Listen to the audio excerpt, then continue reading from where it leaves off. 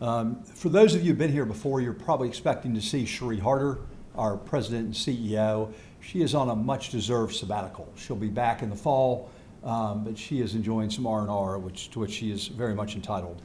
For those of you, if you're first time with us, the Trinity Forum works to keep the Christian intellectual alive. We want to nurture new growth in it for our time and make it available to everyone, and that's why we're here tonight. We're thankful for all of you that have sustained the partnership with Trinity to allow us to do this. We've been here for over 13 years in Nashville, and that partnership is due in no small part to MBA and St. Paul, and we couldn't really do this without them. We're also very thankful for all of our sponsors who make events like this possible. I'm going to list them out: Lee and Mary Barfield, David and Janet Chestnut, Kevin and Jessica Douglas, David and Ashley Edwards, John and Laura Foster, Bill and Elizabeth Hawkins, Alan and Gretchen Horner, Ed and Molly Powell, Clay and Amy Richards, Giff and Anna Thornton, Chris and Eleanor Wells, the Charis Foundation, and then also, somewhat awkwardly, my law firm, Sims Funk. And you'll see in your seat, those names are printed on a note card like this that's in your seat, but on the back there's a QR code. And the QR code is, if you click on that, that'll allow you to join the Trinity Forum Society, and that's our group of supporters who receive lots of emails and information from us, readings and the like, and we just encourage each of you to take a look at that and consider joining us to support the work we're doing. On a housekeeping note, tonight's event, and frankly all of our events, are posted online on YouTube. So if you have friends that couldn't be here tonight or you want to share this content with them, it'll be up in the next day or two on the Trinity Forum YouTube site. So I encourage you to share it with them. You can also see lots of our prior presentations as well as other programs we've done in DC and other areas across the country. With that, let me introduce our speaker for this evening. Dr. Lydia Dugdale is a professor of medicine and a director of the Center for Clinical Medical Ethics at Columbia University. Prior to her move to Columbia in 2019, Lydia was associate director of the program for biomedical ethics and a founding co-director of the program for medicine, spirituality, and religion at Yale School of Medicine. She is an internal medicine primary care doctor and a medical ethicist. She focuses on end-of-life issues, the role in aesthetics in teaching ethics, moral injury, and the doctor-patient relationship. And tonight, her presentation is going to draw from her book, The Lost Art of Dying, Reviving Forgotten Wisdom. And on a personal note, my wife Betsy and I have met Lydia about a year ago. We've connected with her several times, and we've just been so impressed with her thoughtfulness, her scholarship, and her insight. And we're just so excited to have her here in Nashville to talk about this fascinating and important topic. After Lydia's remarks, Will Norton of St. Paul is going to kick off our question and answer. Will ask the first question, and then we'll make it open to everybody who's got questions for Lydia. So with that, Lydia, welcome.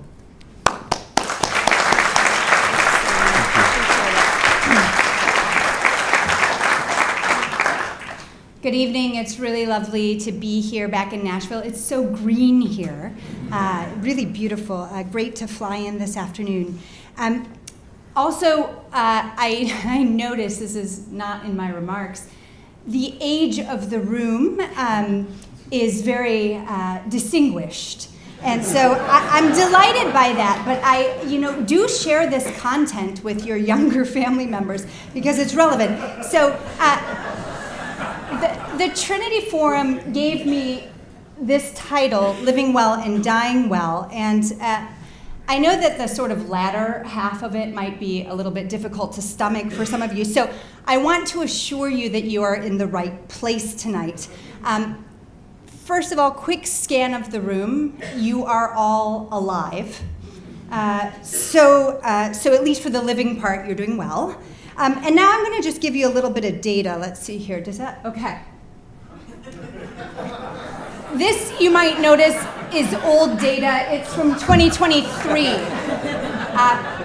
But it does suggest that the dying portion is relevant to all of us as well. The lifetime risk of death is in fact 100%. So living well and dying well then are equally important, and I just want to assure you, you are in the right place. You all, I'm sure, have heard the famous quotation from Benjamin Franklin that in the world nothing can be said to be certain but death and taxes, right? Well, we know that taxes are optional these days, so it's really just death, right? It's just death. So I'm so glad that you're here. Now, the problem with a conversation on living well and dying well is that I think most of us would rather discuss the first half and leave the second half until, well, later.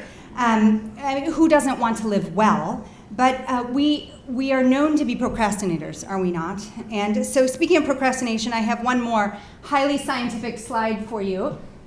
This is a map of states where residents tend to procrastinate the most.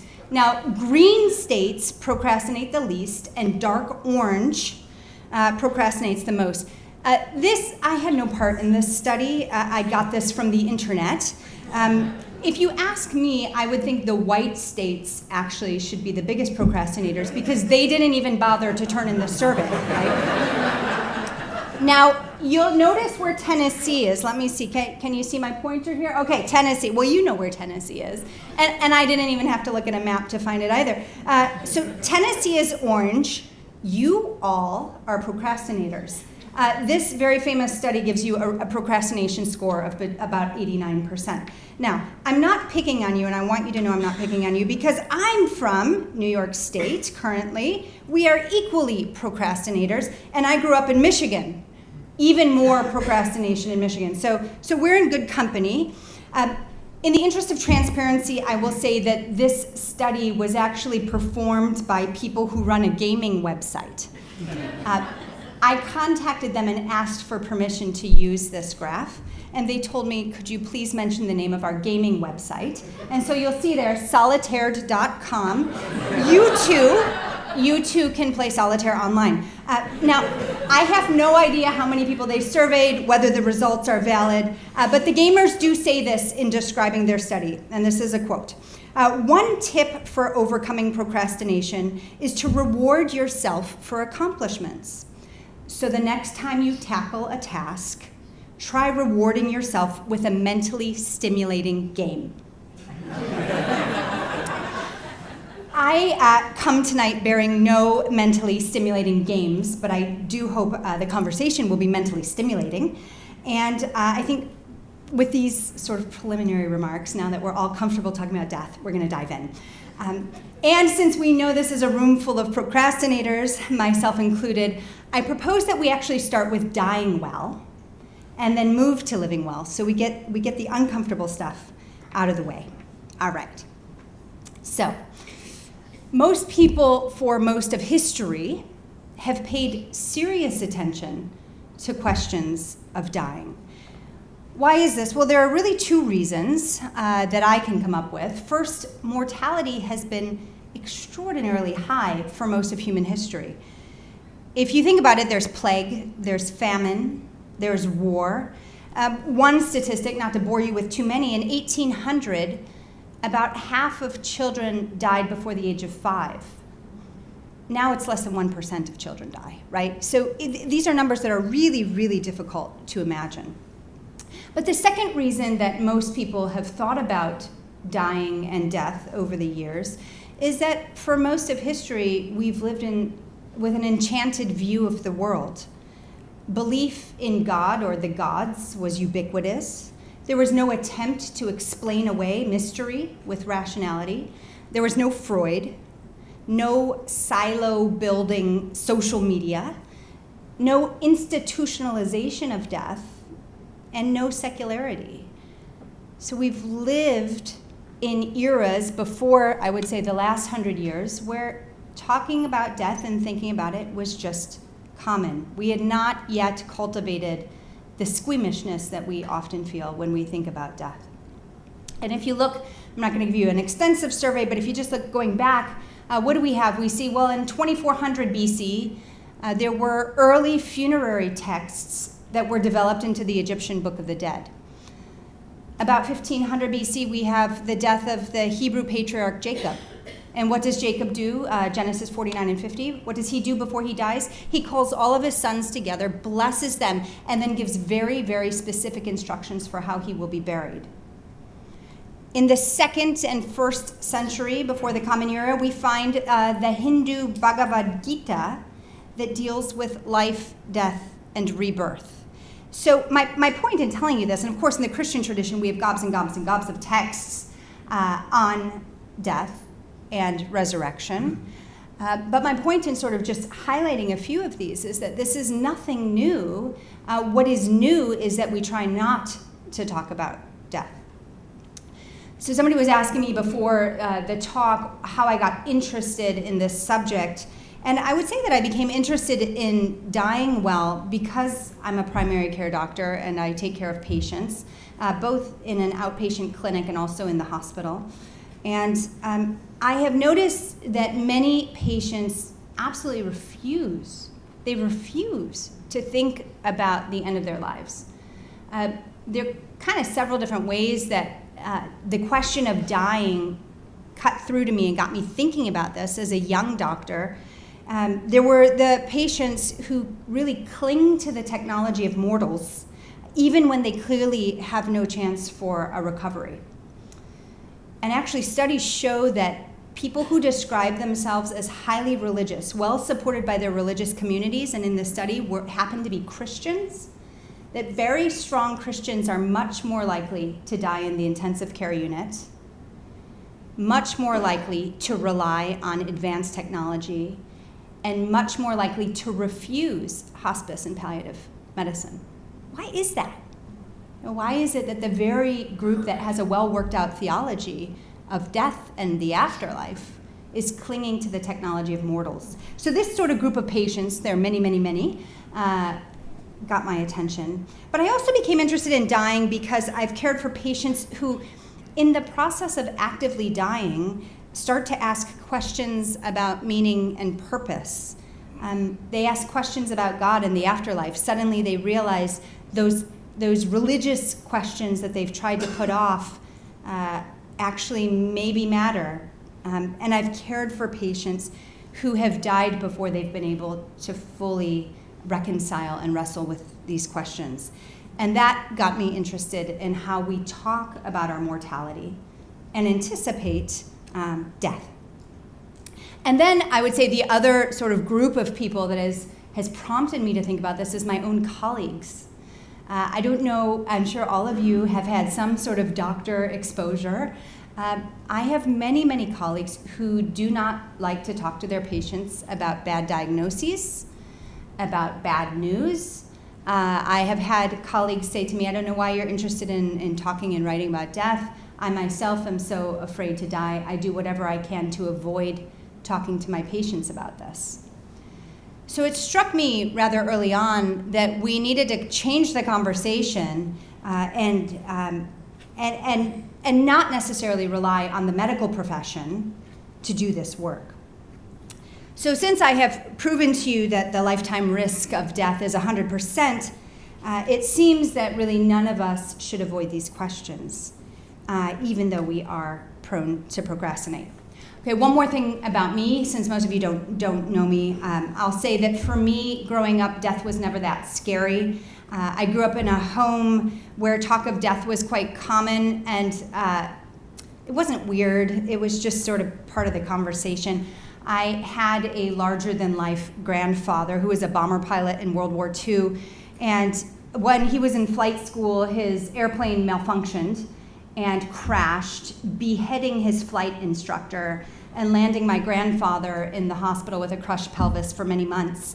He was supposed to have an honorary discharge. He wanted to fight, so he entered the war when he had recovered well enough to fly bomber planes and was shot down over Germany and taken prisoner of war in the Stalag Luft III prison camp, which is sort of famous for being the prison camp from which the Great Escape occurred. So he was in prison then right after the Great Escape happened. It was pretty austere. And suffice it to say, we thought the man was going to die for about 20 years before he did. My grandfather kept not dying, but he kept talking to us about his death. And he was just very funny. And so it wasn't a scary topic. It was sort of the idea that we need to get our stuff in order. And Grandpa's always talking about it. When he came back from the war, he did two things, two sort of very urgent points of business. The first was marry my grandmother, and the second was purchase cemetery plots for the two of them. It's quite the wedding present. So between my grandfather demystifying death and then being raised in the church where talk of life to come seemed so much more compelling than anything in this life, I never really thought that we were supposed to avoid death. It just seemed like part of life. And so I was surprised then when I got into medicine and realized that actually in the hospital, this isn't the way most people think. So in puzzling then on how to have these conversations with patients, how to have these conversations with friends and community members, I did a lot of reading and eventually came across a handbook from the 15th century that was a bit of a how-to manual on how to prepare for death. And the manual went on to inspire a whole genre of literature that circulated widely throughout the West for more than 500 years. That genre is called in Latin the ars moriendi, which means art of dying. And it grew to enormous popularity, many different versions of the books for religious and eventually for non-religious people, translated into many languages, and yet most of us have never heard of it. The whole genre really lost favor about 100 years ago, and we just don't practice the ars moriendi, the art of dying, anymore. Now you might be wondering, well, okay, that's interesting. There's this genre of literature on preparing for death, and it disappeared after 500 years of wild success. Why would this genre even sort of show up on the Western scene? And if you have that question, you're right to ask. We don't just sort of create new genres out of nothing. And in fact, there was in the mid-1300s, many of you will know, a enormous outbreak of bubonic plague or Black Death that swept through Western Europe. Historians estimate that perhaps as many as 1/3 to 2/3 of the population died. Now, we can't quite imagine those numbers, right? So most of you are sitting next to people. If you think there's a person on my left, a person on my right, they would both be dead in the mid-1300s. Of course, you yourself would be spared. But these numbers are extraordinary, right? These numbers are extraordinary. And, just by way of comparison, COVID, which is the closest thing to plague we've sort of had, depending on what metrics you read, it's somewhere from 1/3 to 0.7%, right? So less than 1% of the population died. When we're talking about 2/3, that's 2/3 of the population. You can't even imagine. So there's this devastating outbreak of plague, thought by historians to be the most devastating in recorded history. And so what happens after that? Well, you have society trying to pull itself together. How do you go on living when that many people have died? Every aspect of society was disrupted. So what happens is people go to their local authority and start asking for help because they knew that death wasn't going away. There would be more famine, there would be more war, there would be more plague. Something was coming back and they needed to prepare. However, those of you who know and love church history will be well aware that in the late 1300s and early 1400s, there's a bit of a problem in the church. This is pre-Reformation, right? So we're talking about the Western church. And the problem was one that actually Rome does not have right now. The problem is that there were 2 and then 3 men simultaneously claiming to be pope. And when you have a leadership crisis, the last thing you can do is actually address the needs of the common person. And so it took a while for the church to pull itself together. Suffice it to say, church convenes in the early 1400s, and their first item of business after fixing the Pope issue is to begin addressing questions of how to help the faithful anticipate death and prepare. Specifically, how to help the faithful anticipate death and prepare in their own communities, not necessarily relying on a religious figure to help them do that. And for me, this was very interesting because I thought, well, this model of the ars moriendi, the art of dying, this is what we also need in the hospital, where doctors are not necessarily leading patients through practices related to preparing for death. So eventually, related to this convening at the Council of Constance to fix the Pope problem, there begins circulating the very first handbook on preparing for death, which launches the whole genre. Now, I am going to just give you a tiny bit of a glimpse of what this genre was about. We won't spend too long on this because I don't want to make it too academic, but there's a lot to say. So the earliest text we know of dates to 1415. You have to think of it as kind of a dummy's guide, right? Those yellow dummy's guides. It has practical instruction, how to care for the dying. It also has practical tips, how to die well if you're the one dying. There are prayers, both for the community and for the individual. There's protocols, there's written instruction. So there are a few things that were central to this whole 500-year genre. One is that you can't ignore death. It's coming for you, right? It's always coming for you. And so you just have to live with a little bit of the end game in mind. The second thing that was really central to the whole genre was that we die best just as we live best, which is in community. Rare is the person who dies alone and dies well. Now, I'm not talking about sort of, granddad's in the hospital and he's dying, and we are there all day and everybody goes home to get some rest, and as soon as the last person walks out the door, he goes on and dies, right? We all know stories like that. That's not dying alone. Granddad has been well supported by a moral community, a loving community, a spiritual community throughout his dying process. I'm talking about the kind of dying where there's none of that support throughout the dying process. So the Ars Moriendi would say, we live best in community, we die best in community. And there are a few things that community was supposed to do for the dying person. One is that friends and family were supposed to gather at the bedside and broach the uncomfortable subject of death. You're actually supposed to bring it up. Now, why would you do this? Well, part of it is that if the sick person, the person on the deathbed, is dying but doesn't realize it, how can he or she get the spiritual house in order, right? So there's a way in which the community has to broach that uncomfortable subject of death. Another aspect of the Ars Moriendi is that you were not, and this is something that I contend with a lot in the hospital, you're not allowed to offer false hope. And it's really difficult to figure out exactly what false hope is. But when it's clear someone is dying, then you don't offer false hope of recovery. Another thing that community members were supposed to do, they were supposed to encourage the dying to repent of sin. The logic went that it was better for the dying to fear for their physical well-being. So if you're not sure, tell them they're dying so that they repent and then get right with God. Then have them believe that they're actually going to survive and avoid doing the hard work of repentance.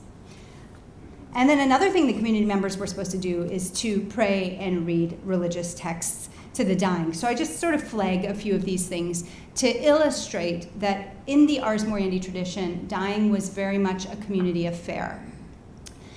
I was speaking once at Yale on this stuff, and gentleman in the audience, well, I said to the audience,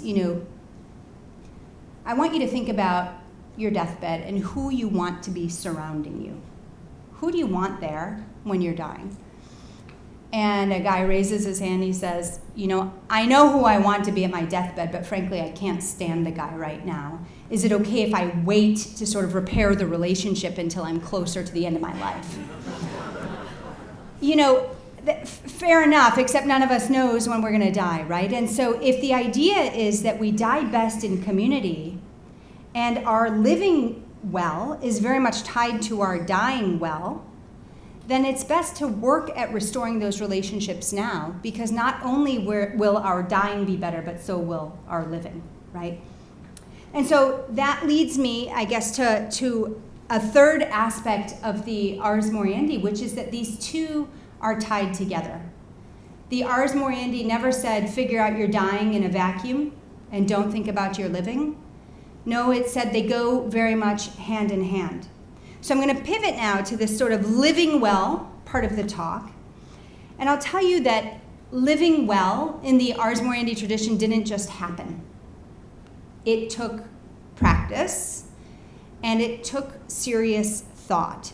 So in the earliest versions, there were 5 ways that it was believed that people died poorly. And you can listen to these 5 ways and ask yourself, do I think this is the way that people die poorly?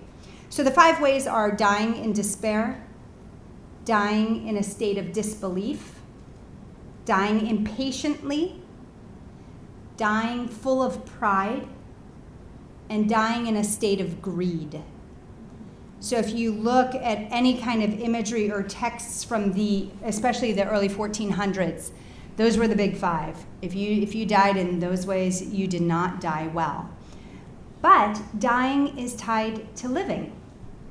And it mattered very much that people attended to what it would mean to cultivate the opposite of those vices, if you will, the opposite of those, some people call them emotions. And so if you wanted not to die in despair, then you need to be a person who cultivates hope. And that's not just cultivating hope, right at the end of life. Become a person of hope. Grow in a posture of hope. And you can see where this goes, right? You don't want to die in a state of disbelief. That's a terrible way to die. Well, nurture your faith and so forth. Nurture humility. Nurture generosity. Nurture patience. So they always go together. Living well, according to the Ars Moriendi, meant cultivating a life of virtue and attending to related spiritual matters. Now, let's see if this works. Just for fun, these are 2 images from the earliest illustrated version. So we're talking about the 1400s, Western Europe. Most people are illiterate. When in medical training, we're taught if you have to make a guess and you think it's a high number, guess 85%. And if you think it's a low number, guess 15%. And usually you will impress your senior. So we think about 85% of the population of Western Europe was illiterate at this time, but nobody really knows. But so those who are uneducated, undereducated, or illiterate need visual ways to learn about the art of dying. And so that's what this earliest illustrated version, which dates to about 1450, that's what this would have taught. So what we see here is the temptation to despair. I told you despair was one of the big 5 in the early versions, coupled with a consolation or a comfort through hope. So I think you guys can see the image pretty well, right? So on the left, in figure 1, we have the temptation to despair. So what's going on in this image? Well, here we have the dying man in bed, and he is surrounded not by his loved ones, not by his community, but by reminders of past indiscretions. This gets a little juicy, so bear with me. What is more liable to make a person despair in his dying and to go into deep hopelessness than a room full of beings that remind him of the myriad ways he's hurt others? So if you look at the image at 11 o'clock, this guy is accusing the dying man of adultery, and he brings in a woman to show that he is in fact an adulterer. And if that's not enough, this scroll here basically calls him a fornicator in Latin. What's more, this dying man is greedy. And how do we know that? Well, this demon here is saying that he's greedy, and he's pointing to this man who's looking rather down on his luck, impoverished. He's barefoot, he's sitting on a box, suggesting that if this man were more generous, we wouldn't have this kind of poverty. There's another demon here pointing to a naked man, thought to be naked also from his poverty, from the greed of the dying man, and this demon is clutching a bag of money. And there are other demons, and these scrolls all say what's going on. There's a scroll that calls him a murderer. There's a scroll that says he's a perjurer. And if that's not enough, there's a blackboard here, and on that is written a host of other sins, reminding him what a sinner he is. So these damning taunts are enough for the dying man to despair his hopeless condition. But this is not where the Ars Moriendi wanted to leave the viewer, right? Dying well is always tied to living well. And so the commendation, the consolation, was to become a person of hope. And that's what we see in figure 2 on the right. You can see there's an angel here who is encouraging him not to despair. Some of you may be familiar with the work of the late theologian Alan Verhey, who is at Duke. He writes really beautifully about this, and so I'm going to just quote him here. He says, "Hope is possible after all. And the evidence surrounds the bedside. There they are, sinners all, brought through the judgment by the grace of God. Is the accusation fornication? Well, there's Mary Magdalene with her reputation as a sinner. Is the accusation avarice? Well, there's the thief on the cross. Is the accusation murder? Well, here's Paul, struck down from his horse on the way to Damascus to persecute and kill. Is the accusation perjury? Well, there is Peter, right here, holding the keys of the kingdom. And there in the background are the heavens opening with a path for sinners."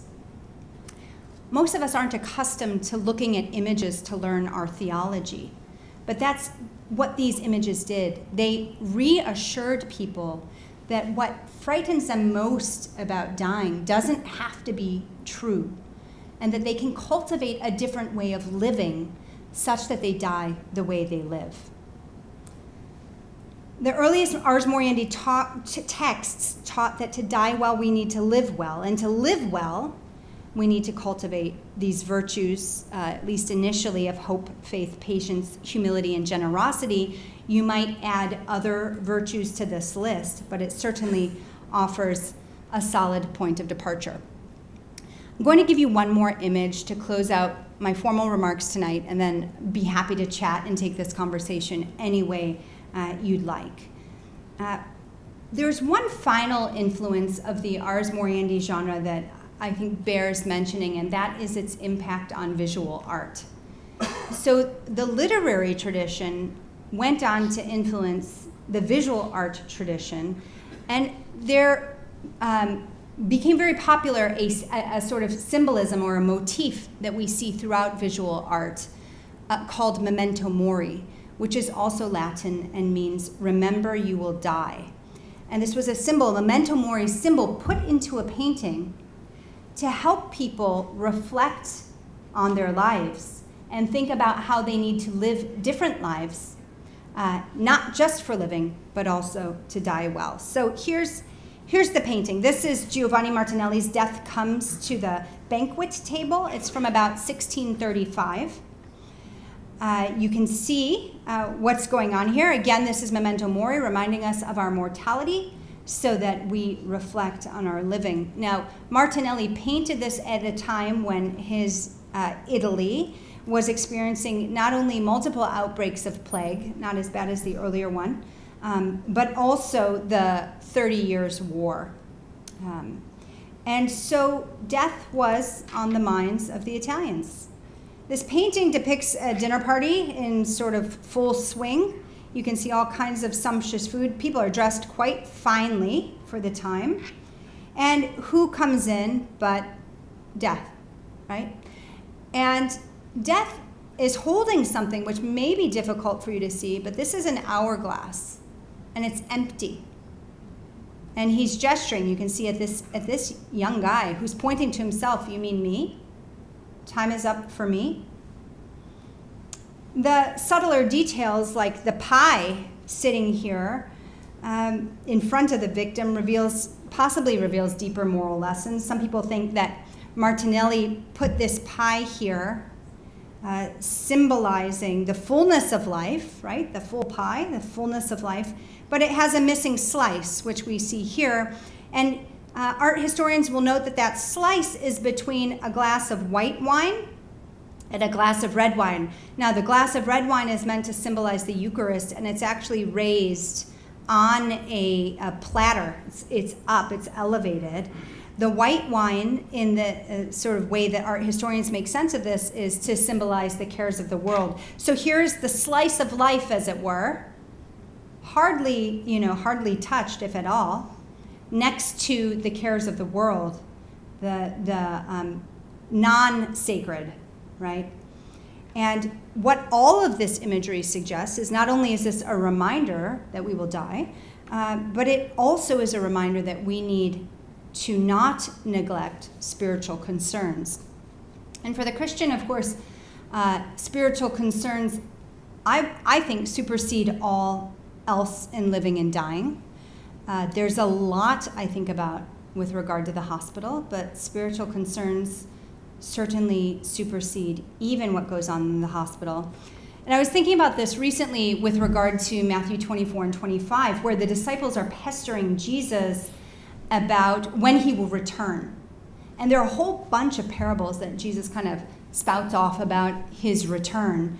There's the faithful and wise servant who is rewarded when his master returns, and he's rewarded for managing the household well, but Jesus contrasts him with the servant who gets drunk and beats his fellow servants for failing to anticipate the master's return. Then there are the virgins with the lamps. You remember the 10 virgins? 5 have extra oil while they wait for the bridegroom, and 5 decide they don't need extra oil, but then they're out buying oil when the bridegroom returns and they're left outside. And then, of course, there's the very famous parable of the talents. And these stories are, in the text, they're about preparing for Christ's return. It's true. But there's also a way in which they're about applying to our mortal lives. We are also to prepare for our inevitable end, our physical end on earth.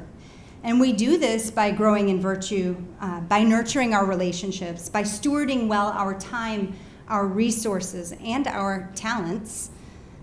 We are to live into the fullness of life, that full pie. We're to live wisely and faithfully. So, friends, we have been given so much. Let's not procrastinate. Let's steward our remaining days well. Attend to the tasks of living and dying well, and then reward ourselves with a mentally stimulating game. Thanks very much.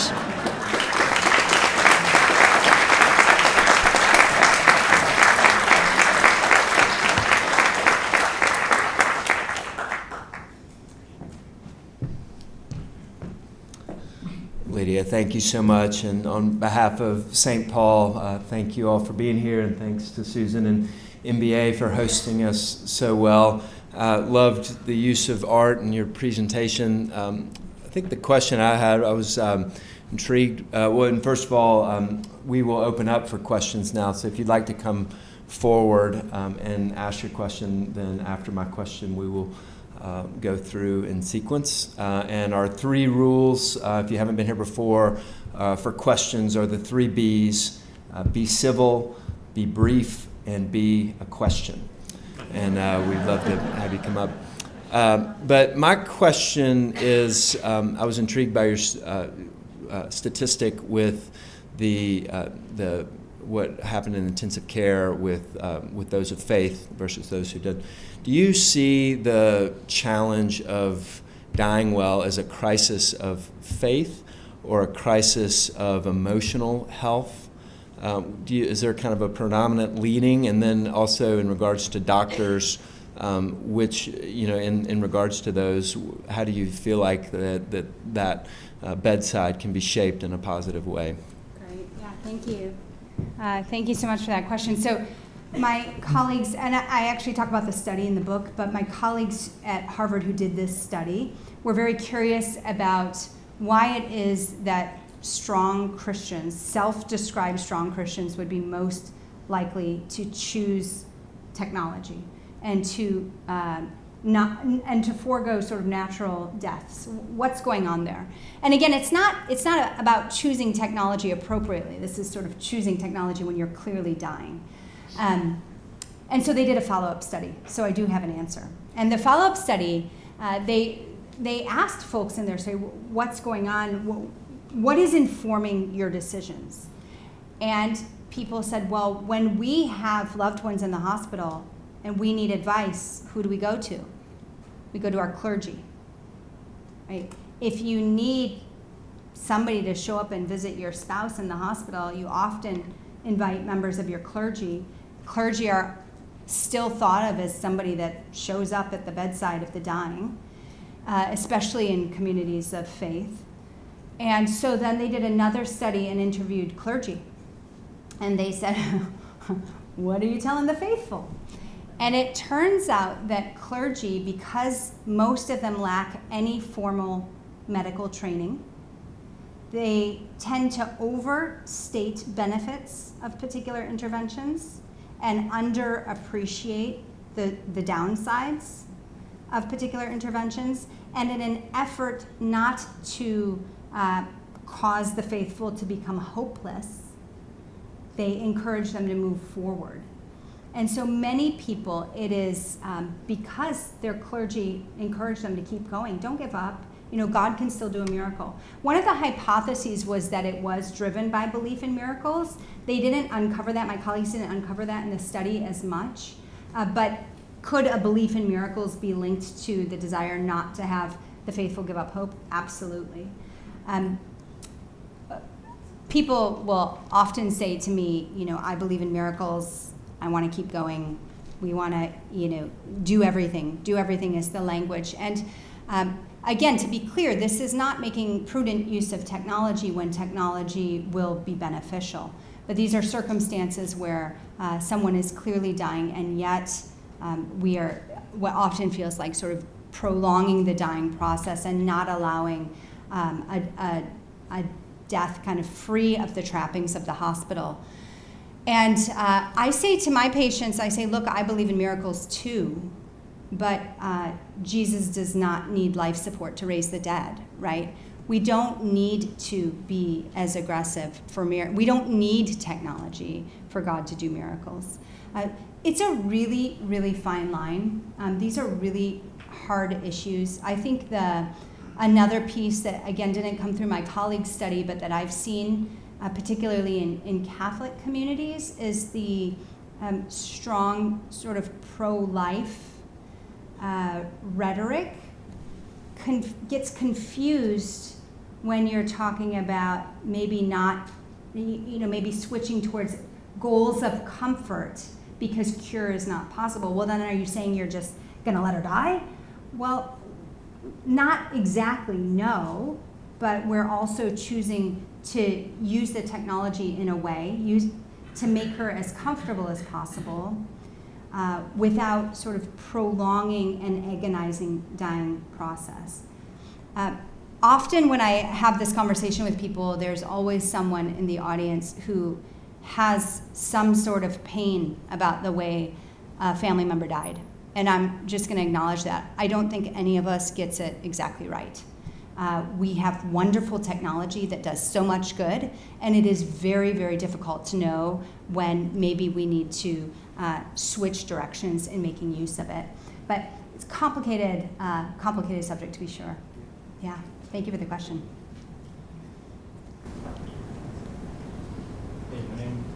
Hey, my name's Andy Wilson. My question's about the Ars Moriendi genre.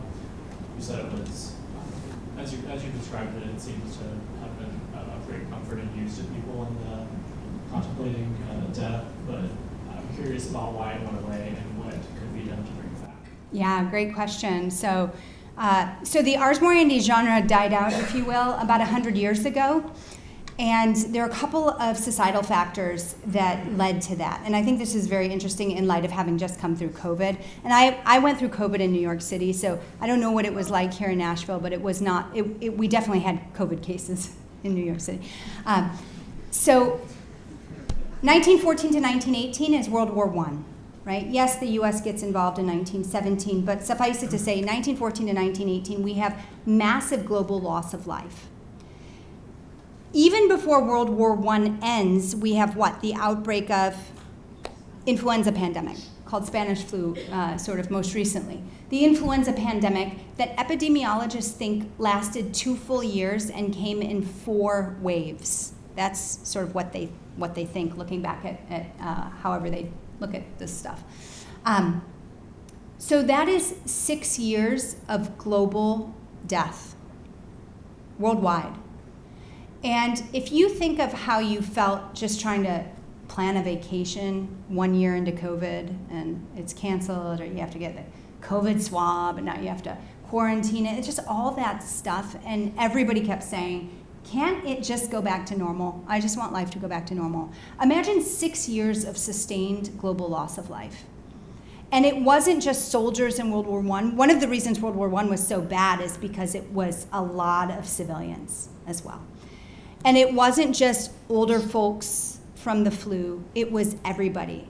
In fact, they have autopsy reports of young soldiers. You remember World War I was also one of those wars where kids lied about their age and they served younger than 18.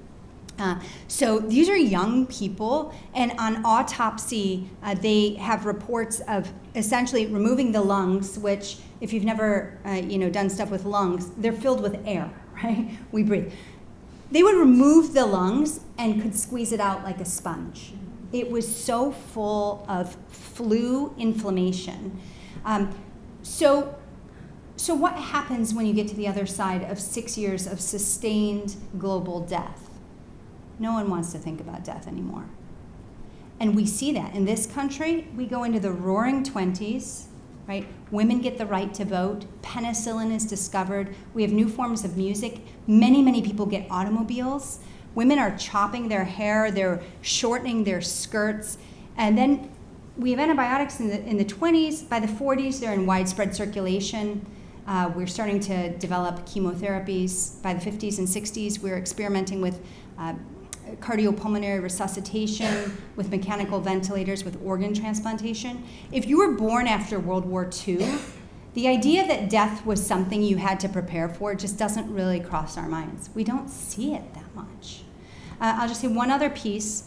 If you look at the number of hospitals in the 1870s and you compare it to the 19-teens, so sort of 40 years later, we went from fewer than 300 hospitals in the entire country to more than 6,000. So suddenly, it's like Starbucks, right? There are hospitals everywhere. And why would you then care for a dying loved one at home when goodness knows there's antibiotics, there's treatment, and there's hospitals everywhere? And so we started to see this enormous shift of taking care of the dying out of the home. You add to that industrialization, people moving off of homesteads and into cities to work in factories, all of those things. There's no one to care for the sick, send them to the hospital. And so the whole genre died out. I know I said one more thing. If you look at the text of preachers and pastors and clergy from before World War I to after into the 1920s, you see a remarkable shift away from preparing their congregants for death to just not talking about it at all. Maybe you get it a little bit on Ash Wednesday and Good Friday, but that's it. We don't talk about death in the church. And it's an interesting question. When was the last time you sat in a non-Ash Wednesday, non-Good Friday service and had your pastor prepare you for death? Doesn't happen that often. I bug my pastors, but please. I know this isn't a question, but thank you. My question is, do you see a role narrative medicine playing in this? I'm fascinated by the work of Rita Sharon, maybe and especially the dying well, but also just in better relationships with our physicians. Yeah, I know Rita's work. Do I see a role for narrative medicine? I'm sure, right? I mean, that's sort of the world of medical humanities, which is using literature and imagery to to reflect on it and learn in part. And I think that's where you're going. Certainly that would be possible. To the extent that any of us pauses and reflects on anything collectively, right? There can definitely be value there, for sure. Yeah, thank you for that. Thank you, Lydia. It seems like the literature on dying addresses pretty well the idea of dying before you want to die. But I've had a number of relatives who have lived deep into their 90s, and they address the issue of wanting to die and can't. How do you address the issue of dying well when you can't? Yeah, so that's a great question. That is the concern about dying impatiently. So I told you one of the original ways that people were felt to die poorly was impatiently. And I saw that with my grandfather. He was ready. He's a believer. He was ready to meet his maker. A lifetime of pain. He was ready, and he kept not dying. And I think that this is how do you cultivate patience? How do you rest? On some level, probably, if we reflect, all of us can find areas in our lives where we were pushed to cultivate patience. All different kinds of areas. Not getting the job you want at the time you were planning to get it, not being able to finish school when you were planning to do it because of X, Y, Z, not marrying the person, whatever it is, right? If we reflect on our lives, I'm sure we can all see places where we would say, oh yeah, I had to learn patience then. But for those who have not had that gift of having to learn patience in their living, then there's a real eagerness to go on and be done when it's on schedule.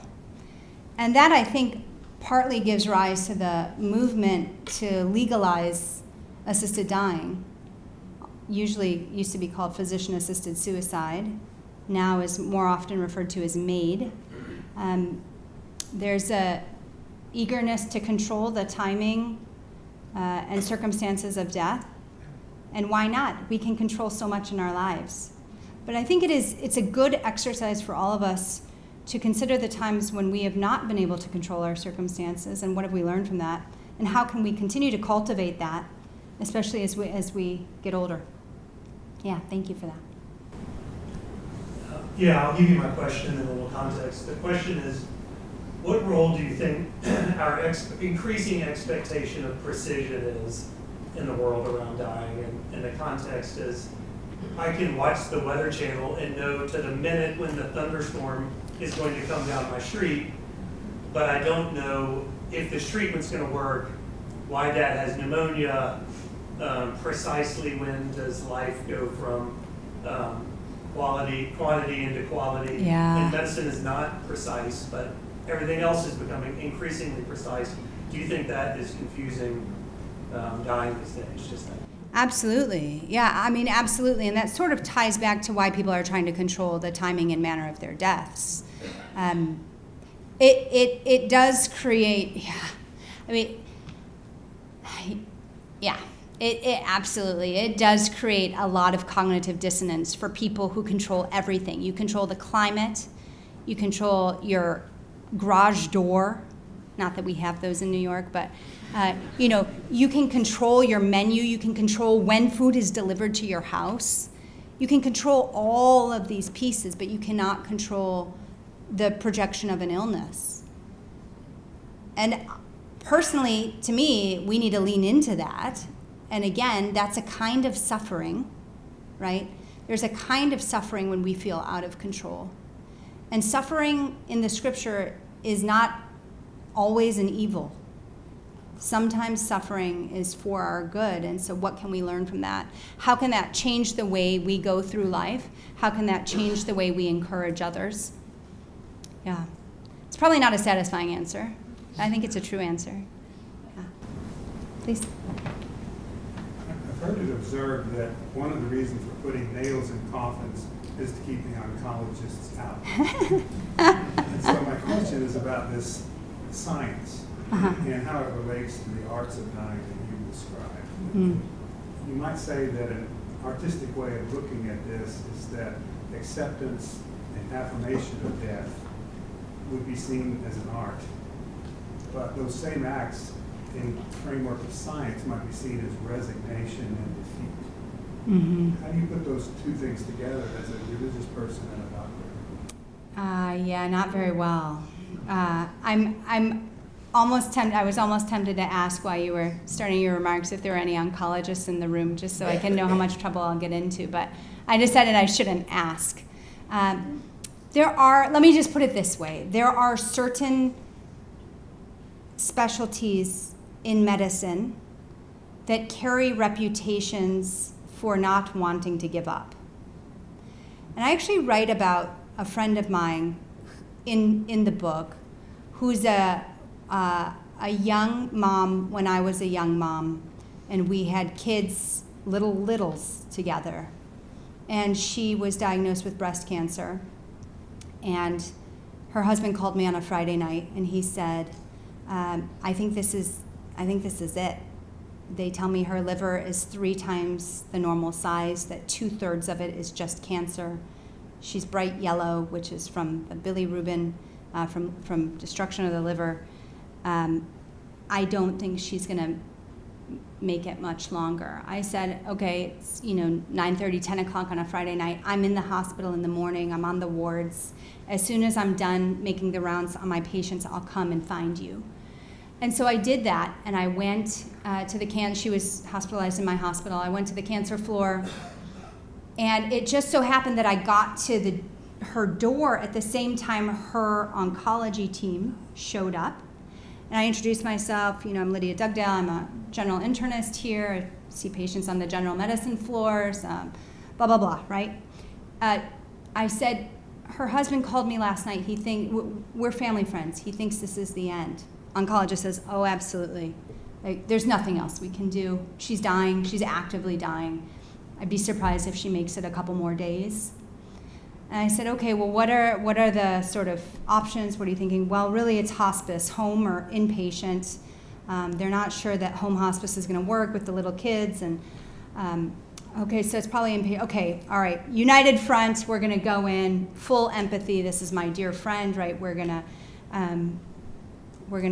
have this hard conversation together. We went into the room, and the oncologist says, well, there's a pill we can give you. She didn't want to have that conversation. My friend was dead 3 days later. So I think that there are some doctors, maybe many doctors, for whom death is failure.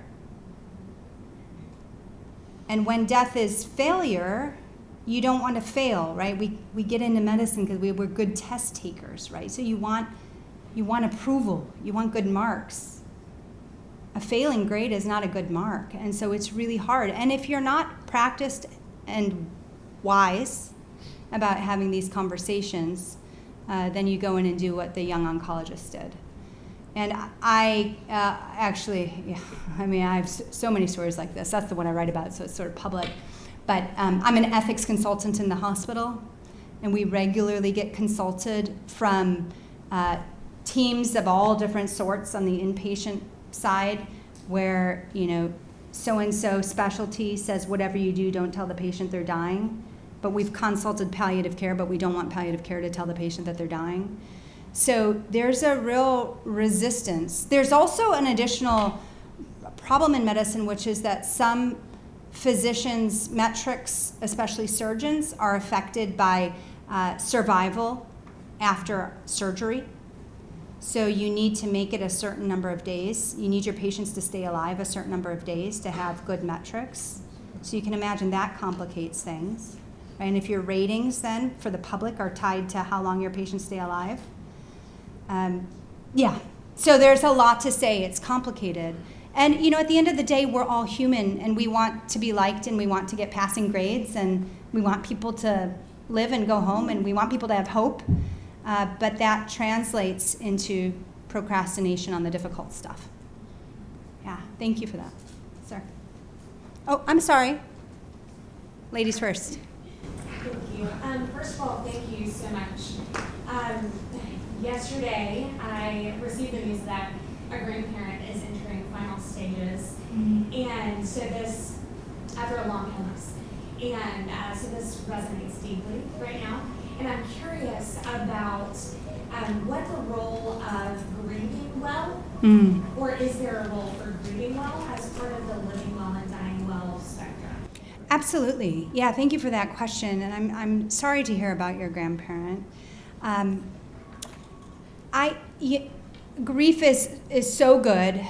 This is also something that we have sort of lost. There's all kinds of arts about grieving, lament. I strongly commend the Psalms of Lament to you just in this season. Read them over and over, cry them, pray them. So it's so good. What lament does is it not only sort of registers your complaint with God, but lament invites God into the pain and suffering and asks. The laments characteristically ask for intervention. Intervention does not necessarily mean restoration of health and life to an aging grandparent, but there's still healing, right? There's that healing balm that can come. So I really commend the Psalms of Lament in particular.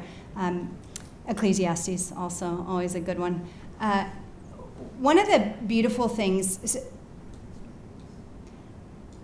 doctors will say that there are different ways that we die. There are different patterns of dying.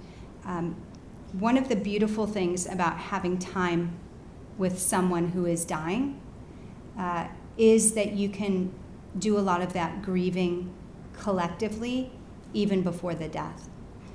One of the most painful kinds of death is the one that you did not anticipate at all, right? And just hits you out of the blue. I teach a class at Columbia called Living, Dying, and the Meaning of Life, which I taught today, and it's full of undergraduates, and we have 100 undergraduates, and they largely self-select because they've had this incredible trauma. I finished my final exam last year, and my mom and dad were killed in a car accident, kind of thing. It was just extraordinary trauma. So death always rips a hole in the fabric of a community, but that kind of trauma, it's just a massive amount of grief after the fact. And it's almost unfathomable. But the joy, even, the beauty of being with a dying family member is being together and grieving together. And it's also okay for the one who is dying, if they are able, to grieve with you, because they're leaving too, right? It always affects multiple people. A death always affects multiple people. So sit with grief. I wish we still did sort of public wailing, and I think that'd be good for us, but probably not in Nashville, right? It seems very proper here. But I think to the extent that you can find ways to express that grief together with your loved ones, even with your grandparent. Yeah, thank you. Yes, sir. Thanks. I'd like to get your perspective on reconciling two different statements of perspective on death in the Christian tradition. And so St. Paul says, on the one hand, to live is Christ and to die is gain. Mm-hmm. On the other hand, the last enemy to be destroyed is death. Mm-hmm. And so should we be thinking of death as more of like an opportunity for gain and progression in our relationship with God, returning to meet our Maker, or should we be thinking of it more as an enemy to be destroyed? And is there space for both these perspectives? Yeah, I think death in the Christian tradition, as a non-theologian, I did go to divinity school, but I'm not a theologian. As a non-theologian, I think death exists in the Christian tradition as a paradox, very much. Paul says all kinds of things about like getting on with not being in this world, right? At the same time, we can't be impatient, because as long as we're here, we have work to do. This is actually, I just read this morning in 1 Corinthians 15, the very last verse. I think it's verse 58. This is after the whole thing about, oh, death, where is your sting, all of that stuff. And then I obviously didn't memorize it, didn't know I was going to talk about this, but verse 58 says something like, now get on with life. Like, live into the fullness of life. So as long as we're here, and this I used to say to my granddad, Grandpa, as long as God has you here, he has you here for a reason. And it might be to just pray. It might be to be the sort of patriarch that we all gather around. And it's true that once the grandparent generation dies, the family often sort of, doesn't have that anchor. So maybe there's a reason that a certain figure is still in a family, but as long as God has you here, he has you here for a reason. But I do think, it exists as a paradox. Death has been conquered in the resurrection of Christ. And then death is still the last enemy to be destroyed in the final resurrection of the dead. I think that's what it's getting at. We should get a real theologian to answer that. Yeah. Well, that'd be a great question to end on, and I'm going to ask you about money. Sorry. That's all right. How do the financial interests, you're in a hospital setting, do financial motivations, influences, pressures compromise dying well? How do they influence dying well? Any comment about the pressures that bear there? Yeah, there's so much to say about that. There's so much to say about money and healthcare in general. Money and dying. So this ends up being quite technical, but Medicare now reimburses based on a diagnosis-related group. So there's sort of, if you're in the hospital with a hip fracture, and you're only there for the hip fracture, all of that sort of comes under one reimbursement scheme. However, if you're there with a hip fracture and then XYZ happens, and now this and now this, that's a separate billable thing. I alluded to this before, but so I alluded to the surgeons who can't let their patients die. There was a long article a couple of years ago in ProPublica, which is an online publication that kind of keeps an eye on the medical system, among other things. And it tells the story of a transplant program in New Jersey that they had so many patients die after heart transplantations in less than a year. You have to get a transplanted patient to a 1-year mark. That this was their last patient, that if he died, if he didn't make it to the 1-year mark, their program was going to close. What happens when a transplant program closes? Well, all those people lose their jobs. And it's a lot of revenue for a healthcare system. So part of the reason this became an article in ProPublica is because there were, it ended up getting leaked to the press that they were essentially maintaining the vital functions of a practically dead person with zero hope for recovery for weeks and weeks and weeks. Even though they all knew he would never, ever, ever leave the hospital. So you see that sort of thing as well. Generally, in the medical system, palliative care doctors don't get paid as much as other people because their interventions are things like pain medicine and drugs for constipation and a little bit of oxygen to help you feel better. It's all really about the care of someone to maximize quality of life. But again, there are also various reimbursement mechanisms for oncologists as well, some of whom do receive kickbacks for every chemotherapy they prescribe or certain classes of chemotherapy. So it's messy. Medicine is extraordinarily broken. Yes, money comes into it sometimes. I would say generally, if you are thinking about a less is more approach with healthcare, that is not the financially, that's not the way that the institution is going to get the most money. So a medically less is more approach is, sort of a more of a natural death, comfort measures. That is often the right way to go. That's not the way the institution gets rewarded financially. Yeah. Okay. Let's all hear it for Lydia.